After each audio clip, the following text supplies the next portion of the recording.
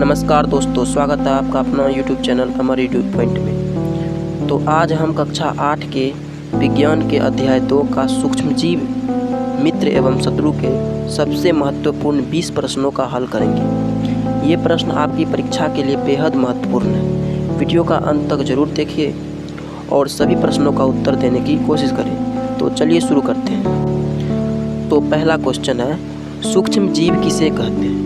तो option A में है जो नंगी आंखों से दिखाई दे, जो सूक्ष्मदर्शी से ही दिखाई दे, जो केवल पानी में पाए जाते, जो केवल हवा में पाए जाते। तो राइट ऑप्शन होगा बी, जो सूक्ष्मदर्शी से ही दिखाई देते हैं, यानी कि जो माइक्रोस्कोप से दिखाई दे उसे सूक्ष्मजीव कहते हैं। ठीक।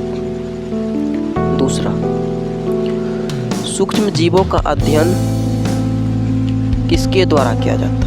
यानी कि सूक्ष्म जीवों का अध्ययन जो हम पढ़ते हैं किसके द्वारा किया जाता है? तो दूरबीन के द्वारा, सूक्ष्मदर्शी के द्वारा, टेलीस्कोप के द्वारा, एक्सरे मशीन के द्वारा। तो हम सूक्ष्मदर्शी के द्वारा करते हैं, यानी जिसको माइक्रोस्कोप बोलते हैं। नेक्स्ट, निम्नलिखित में कौन सा लाभदायक सूक्ष्म जीव है, यानी कि जिससे हमें फ़ायदा मिलता है? तो विब्रियो कोलोरी, लैक्टोबैसिलस, प्लाज्मोडियम, साल्मोनेला। तो देखिए लैक्टोबैसिलस आंसर होगा, क्योंकि लैक्टोबैसिलस दही में पाया जाता है, यानी कि दही के लिए जमाने के लिए फ़ायदेमंद है। तो इसीलिए हमारे यह मित्र के रूप में कार्य करता है और लाभदायक है। नेक्स्ट, दूध को दही में बदलने का कार्य कौन सा सूक्ष्म जीव करता है? तो वही है लैक्टोबैसिलस नामक जीव करता है दूध को दही में बदलने के लिए। बहुत इंपॉर्टेंट क्वेश्चन है, याद कर लीजिएगा। अगला, ब्रेड बनाने में कौन सा सूक्ष्म जीव उपयोगी होता है? तो देखिए लैक्टोबैसिलस दही बनाने में होता है, ईस्ट, राइजोबियम और नाइट्रोजन स्थिरीकरण जीवाणु, जैसे हरे सवाल सब। तो ऑप्शन होगा ईस्ट। नेक्स्ट,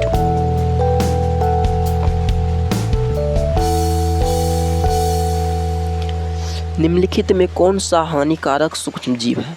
तो देखिए लैक्टोबैसिलस, एस्परजिलस, प्लाज्मोडियम, ईस्ट।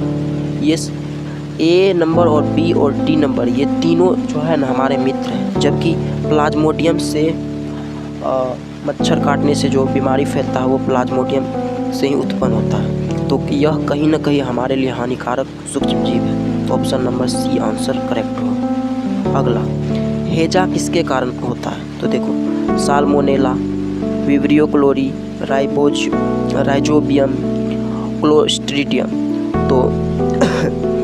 तो विब्रियो कोलोरी द्वारा होता है, option number B. Next, malaria किसके कारण होता है? तो मलेरिया अभी तुरंत उधर बताए थे कि मलेरिया प्लाज्मोडियम के कारण होता है। नेक्स्ट, निम्नलिखित में कौन सा जीवाणु क्षय रोग यानी कि टीबी जिसको बोलते हैं कारण है?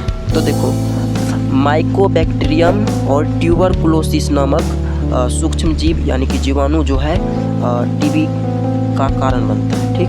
नेक्स्ट, एंटीबायोटिक दवाइयाँ किससे प्राप्त की जाती है? तो पौधों से, खनिजों से, कवक या फफूंद जिसे बोलते हैं जानवरों से।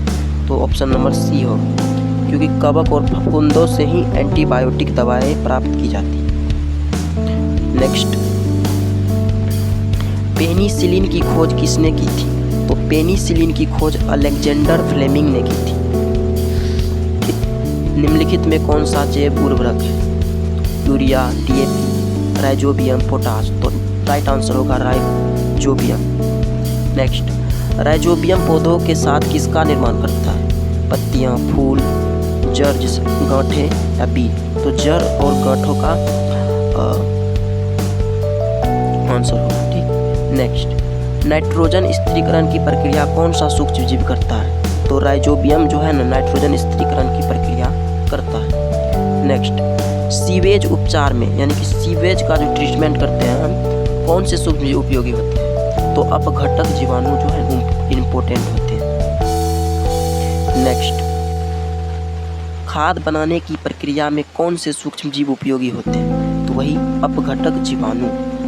नेक्स्ट, एल्कोहल बनाने में कौन सा सूक्ष्म जीव उपयोगी होते हैं? तो देखो एल्कोहल बनाने में ईस्ट उपयोगी होते हैं। नेक्स्ट, कौन सा सूक्ष्म जीव जैव कीटनाशी के रूप में उपयोग किया जाता है? तो बेसिलस थुरिजिएंसिस ये जो है ना, ये सूक्ष्मजीव कीटनाशी के रूप में उपयोग किया जाता है। नेक्स्ट, दही में उपस्थित खट्टा स्वाद किसके कारण होता है? तो दही में जो है खट्टा स्वाद लैक्टोबैसिलस के ही कारण आता है।